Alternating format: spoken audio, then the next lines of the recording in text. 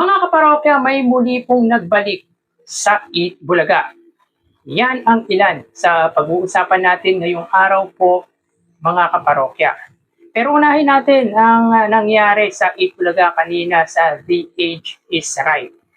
Yun nga, yung isa nga po sa participant ng The Age is Right na isang artist nga po ay ginawan ng obra ang isa sa OG host ng Eat Bulaga na si Bossing Vic Soto. At ang maganda pa po dito mga kaparokya ay siya po personal na nagbigay ng ginawang po niyang obra para kay Bossing Vic Soto na talagang ikinamangha nga po ni Bossing Vic ang ginawang obra nito para sa kanya. Personal na nagpasalamat din po mga kaparokya for si Bossing Vic Soto na talagang kinamayan pa nga po nito ang participant na si Noel ng The Age is Right. Napakahusay mga kaparokya ng pagkakagawa nito ng obra nito kay Bossing Vic Soto. At mararamdaman mo mga kaparokya na isang karangalan di lang po kay Noel kundi kay Bossing Vic Soto ang gawa ng ganitong obra or ng ganitong klaseng art na kung saan ay talagang mukhang-mukha or kamukhang-kamukha nga po ni Bossing Vic Soto. So, deserve naman po mga kaparokya ni Sir Noel na i-recognize nga po siya ng Eat Bulaga at ni Bossing Vic Soto. So meron din po tayong nakita mga kaparokya na kung saan ayon dito ay malaki nga daw po ang ambag ng mga female host ng Eat Bulaga tulad nga po ni Miles Ocampo, ni Riza May Dizon at Maine Mendoza. Kumbaga mga kaparokya, malaki daw po ang naitulong sa Eat Bulaga ng mga female host ng pananghaliang programa ng Iconic Trio. Well, agree naman po tayo dyan mga kaparokya sapagkat ibinibigay naman po kasi talaga nila yung lahat ng kanilang makakaya. Nang sa gayon ay mapasaya nila ang kanilang masusugid na manunood. Yung mga legit at solid dabarkads na patuloy na tumatangkilik sa kanilang pananghaliang programa. At ang maganda pa po dito mga kaparokya ay talagang na-utilize yung husay po nila sa pag-host sa Eat Bulaga. Ganyan po kasi talaga mag-build up ng mga talent ang Tito Vic and Joey at ang Eat Bulaga management. Kumbaga kapag naging bahagi ka ng kanilang pamilya ay ipaparamdam sa iyo na hindi ka iba at talagang ipaparamdam at ipapakita sa iyo na talagang i-guide ka nila upang maging mahusay na TV host dito sa bansa. Ganyan ang epekto ng pagiging legendary ng Eat Bulaga ng Tito Vic and Joey when it comes sa hosting. Gamit na gamit mga kaparokya yung husay at talento na meron sina Miles Ocampo, si Riza May Dizon at si Maine Mendoza. Hindi lang po sila mga kaparokya kundi pati na rin po ang lahat ng host ng Eat Bulaga dahil kitang-kita naman po mga kaparokya na malaki din po ang improvement ni Karen Aistro sa pananghaliang programa ng mga legit dabarkads. Sila Jose, yung Jowa Pau, ay given na yan mga kaparokya. Talagang mahuhusay na po talaga yan. Si Ryan Agoncillo, Alan Kay, of course yung Tito Vic and Joey.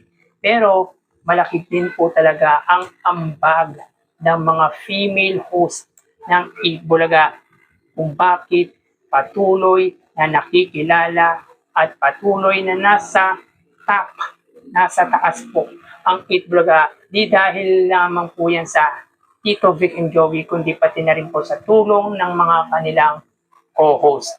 So, deserve po nila na kilalanin ang kanilang husay. Kaya, saludo po tayo sa lahat ng host ng Eat Bulaga. Hindi lang po kila May, kundi sa lahat nga po ng host ng pananghaliang programa ng Iconic Trio. So kanina nga po mga kaparokya, may nakita nga po tayong write-ups na kung saan ay meron nga pong nagbabalik sa Eat Bulaga. Pero syempre, chinek po natin, and upon checking nga po mga kaparokya ay talagang active na nga po yung old Facebook page or yung official Facebook page noon ng Eat Bulaga nung time na nasa GMA Network or yung hindi pa po nagkakaroon ng sigalot between Tip Incorporated at ang Tito Vic and Joey na meron nga pong 19 million followers. So kanina nga po mga kaparokya ay nag-live na nga po yung old Facebook page nito. At may kita natin na umabot nga po ng 3,000 viewers ang viewership ng all the Facebook page ng Eat Bulaga. So dito may kita natin na active or inactive na po ang kanilang Facebook page. So magagamit na kaya ito? Tuloy-tuloy na po ba ito? Or pansamantala lamang po para malaman or manotice ng kanilang manonood na meron or buhay pa rin po ang kanilang Facebook page na Eat Bulaga. How about yung YouTube channel mga kaparokya? Muli din bang magbabalik?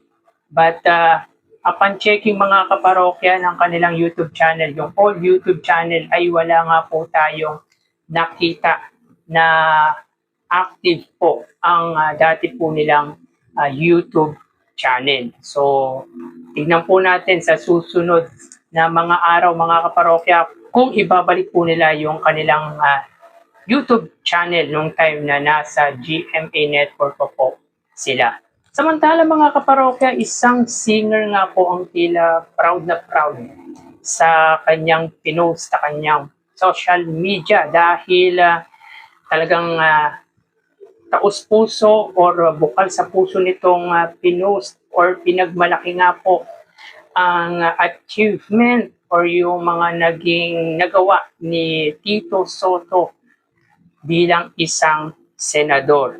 So ayon nga po dito kay Sir Richard Reynoso, makikita natin na meron nga pong 844 authored bills na ginawa nga po or pinasa nga po si Tito Sotto.